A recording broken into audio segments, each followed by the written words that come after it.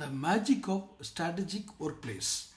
அதாவது ஒரு மாய சக்தி கொண்ட வேலை செய்யும் இடம், உற்பத்தி செய்யும் இடம் அப்படின்னு தமிழ் அர்த்தப்படுத்தினோம்னா அதில் நமக்கு சில புரிந்து கொள்றதுல சில சிரமங்கள் இருக்கும். The magic of strategic workplace அப்படிங்கிறதுடைய முழு அர்த்தம் என்ன? ஒரு இடத்துல நாம் உட்கார்ந்த உடனே நாம் நினைத்த, நாம் எதையெல்லாம் முடிவு செய்து இறுதி செய்து வைத்திருக்கிற நம் மூளையில் வைத்திருக்கிற வேலைகளை மிக எளிதாகவே நாம் செய்ய ஆரம்பிக்க வேண்டும், அல்லது தொடங்குவதற்கான ஒரு உந்து சக்தி வேண்டும். நிறைய பேருக்கு அந்த பிரச்சனை இருக்குது. ஒரு வேலையை பிளான் பண்ணி வருவாங்க, பட் அவங்களுக்கு முழுமையான அந்த திறனோடு அது வெளிப்படுவதில்லை. முழுமையாக அந்த வேலையை முடிப்பதற்கான அந்த உந்து சக்தி கிடைப்பதில்லை. அது ஒரு ஒர்க் பிளேஸ் கொடுத்துருமா? நாலேஜ் இருக்குது, ஒர்க் பிளேஸ் கொடுக்குமா? வேலை செய்யும் இடம் கொடுக்குமானா எஸ், நிச்சயமாக கொடுக்கும். ஒரு 10-20 வருஷத்துக்கு முன்னாடி சென்னையில் நான் ஒரு வேலை நிமித்தமாக போயிருக்கும்போது ஒரு நெருங்கிய நண்பர், குடும்ப நண்பர், அவர் சொல்லிகிட்டு இருந்தார். அவருக்கு நண்பர் ஒருத்தர் ஆஸ்திரேலியன் பேஸ்டு கம்பெனியில் ஒர்க் பண்ணுறாரு. அவர் அந்த ஒர்க் பண்ணுற கம்பெனியோட ப்ராடக்ட் என்ன அப்படின்னு சொல்கிறாரு. என்ன, ஒரு பெரிய ஹால் இருக்குது, அரை வேலை செய்கிற இடம்.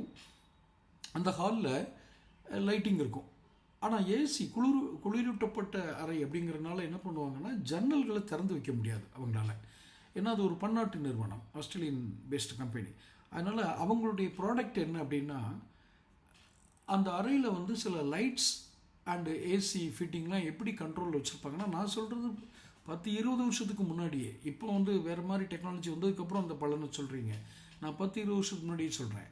அப்போது அந்த லைட்டிங் இவங்க யாராவது பணி செஞ்சிட்ருக்கிற ஊழியர்கள் சோர்வடைஞ்சாங்க அப்படின்னா கொட்டாவி வரும் அவங்க உடம்புலேருந்து. அப்படி ஆக்சிஜன் உடம்புக்கு பத்தலைங்கிறதுக்கு அடையாளம், இது எல்லாத்துக்கும் தெரியும். அந்த கொட்டாவி வந்த உடனே ஆட்டோமேட்டிக்காக அந்த லைட்லாம் பிரைட் ஆயிரும், அந்த ஏசியோட அளவு மாறும். இதை சென்ஸ் பண்ணி அந்த பண்ணுற இயந்திரத்தை உற்பத்தி பண்ணுறது தான் அந்த நிறுவனத்துடைய வேலை. அப்போது this a magic of strategic workplace. உத்திகளுடன் வேலை செய்யக்கூடிய, அதாவது தங்களுடைய ஸ்ட்ராட்டஜிஸ் எல்லாம் ஞாபகப்படுத்தி அதை செயலாக்கம் பண்ணக்கூடிய அந்த சக்தி, ஆற்றல் கிடைக்கிற அல்லது அந்த ஆற்றலில் இருக்கிற ஒரு ஒர்க் பிளேஸ் தான் மேஜிக் பண்ணும், மாயங்களை நிகழ்த்தும். என்ன மாயங்களை நிகழ்த்தும்? இது என்ன மாயங்கள் மேஜிக் பிளேஸாக ஒரு ஒர்க் பிளேஸுங்கிறது அல்ல. இருப்பினும் மாயங்களை நிகழ்த்தும் என்று அவர்கள் சொல்வது எதுன்னா, அந்த உங்களுக்கு என்ன இலக்குகளுக்காக நீங்கள் அந்த அலுவலகங்கள் இயங்குகிறதோ அந்த இலக்குகளை நீங்கள் அடைவீர்கள். அந்த இலக்குகளை அடைவதற்கான உந்து சக்தி எங்கே கிடைக்கும்? அது ஒரு பெரிய வரம். அது ஒரு இடத்துல உட்கார்ந்து முழுமையாக, சில கடைகளுக்கு போனால் நமக்கு அந்த வைப்ரேஷனை உணர முடியும், சில அலுவலகங்களுக்கு சென்றோம்னா அந்த வைப்ரேஷனை உணர முடியும், வீடுகளுக்கு போனால் அதை உணர முடியும். So the magic of strategic workplace அப்படிங்கிறது வெறும் அலுவலகங்கள் மட்டுமல்ல, வீடுகளும் அப்படித்தான். அது ஒரு கிரியேஷன் பண்ணுற இடம் தானே வீடு. So what is that magic?